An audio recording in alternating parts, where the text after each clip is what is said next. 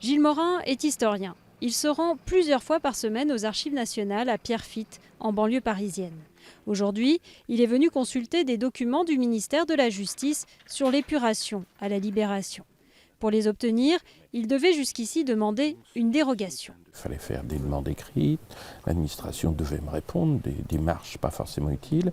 Et pour finir, 2 ou 3 mois après, cela je les avais quasiment systématiquement, mais néanmoins j'avais donc attendu un délai qui coupe la notion de recherche, le travail en continuité.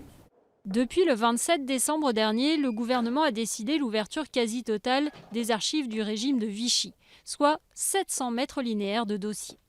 700 mètres linéaires, ça représente grosso modo 700 fois 6 cartons quand on a affaire à des cartons standards comme ça de taille. Des dizaines de milliers de documents sont désormais consultables sans autorisation préalable.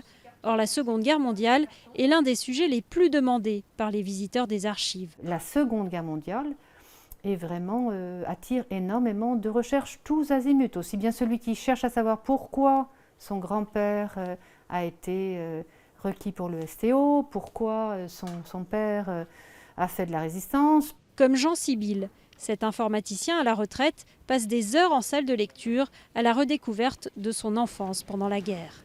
Certains souvenirs restent pour lui inexpliqués. Par exemple, à un moment, je n'avais pas le droit d'aller dans un lieu précis de ma ville. C'était interdit. Mes parents m'avaient interdit de faire ça. Je ne sais toujours pas pourquoi. Donc, si je pouvais trouver au niveau des archives. Faut-il s'attendre donc à des révélations dans les prochains mois? Pas forcément.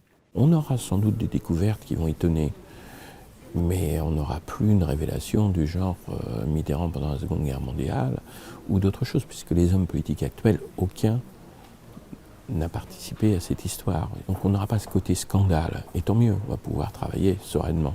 Les archives nationales sont ouvertes au grand public, quelle que soit la nationalité.